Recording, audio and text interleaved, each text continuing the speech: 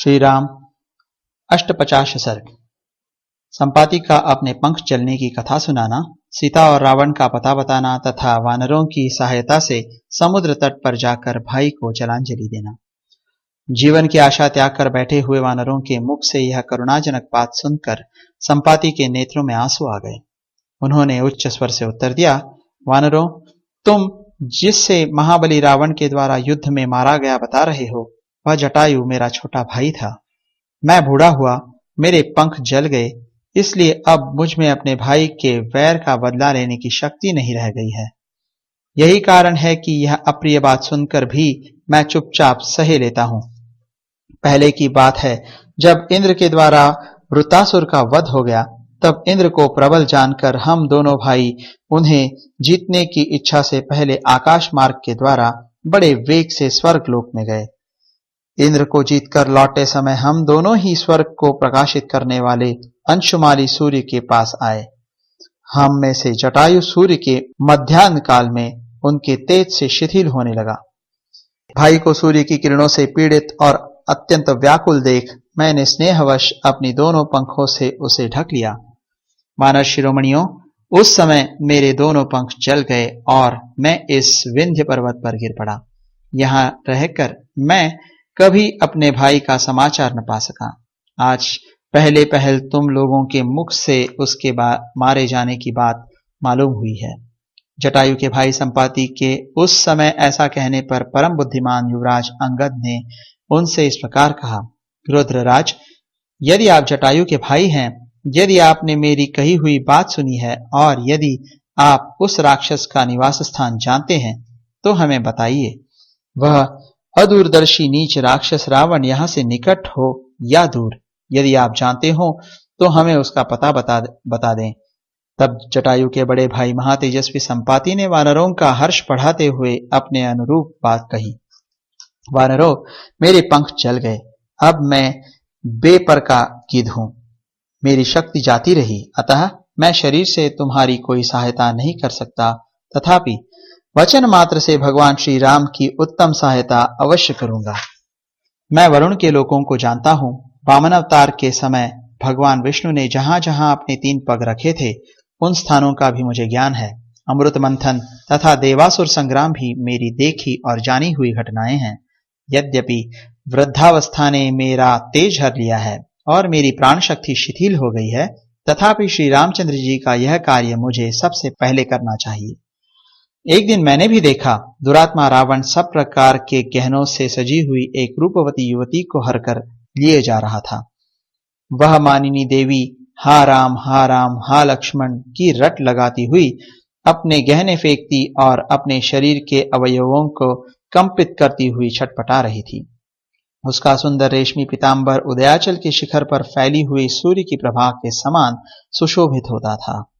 वह उस काले राक्षस के समीप बादलों में चमकती हुई बिजली के समान प्रकाशित हो रही थी।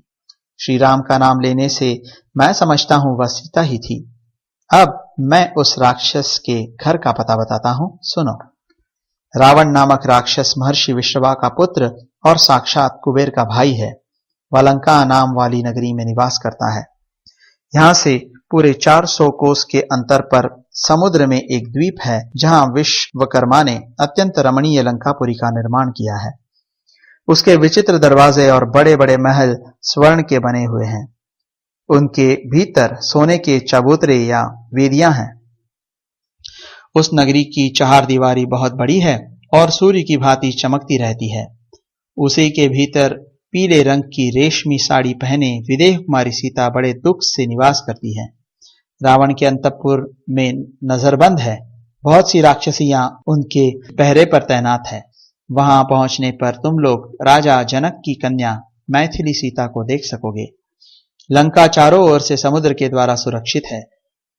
पूरे 100 योजन समुद्र को पार करके उसके दक्षिण तट पर पहुंचने पर तुम लोग रावण को देख सकोगे। अतः वानरों, समुद्र को पार करने में ही तुरंत शीघ्रतापूर्वक अपने पराक्रम का परिचय दो। निश्चय ही मैं ज्ञान दृष्टि से देखता हूं, तुम लोग सीता का दर्शन करके लौट आओगे। आकाश का पहला मार्ग गौरैयों तथा अन्न खाने वाले कबूतर आदि पक्षियों का है। उससे ऊपर का दूसरा मार्ग कौओं तथा वृक्षों के फल खाकर रहने वाले दूसरे दूसरे पक्षियों का है। उससे भी ऊंचा जो आकाश का तीसरा मार्ग है, उससे चील, क्रौंच और कुरर आदि पक्षी जाते हैं। बाज चौथे और गिद्ध पांचवें मार्ग से उड़ते हैं।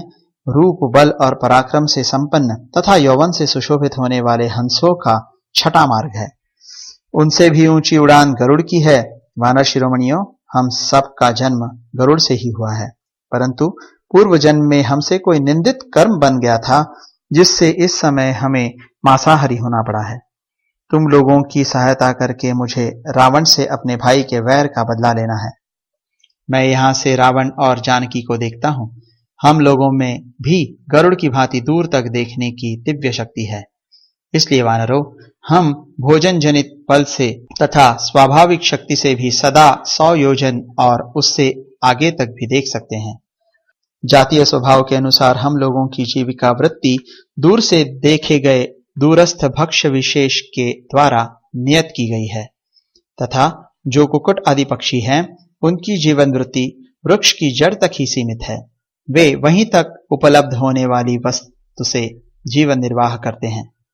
अब तुम इस खारे पानी के समुद्र को लांघने का कोई उपाय सोचो। विदेह कुमारी सीता के पास जा सफल मनोरथ होकर किष्किंधापुरी को लौटोगे। अब मैं तुम्हारी सहायता से समुद्र के किनारे चलना चाहता हूं।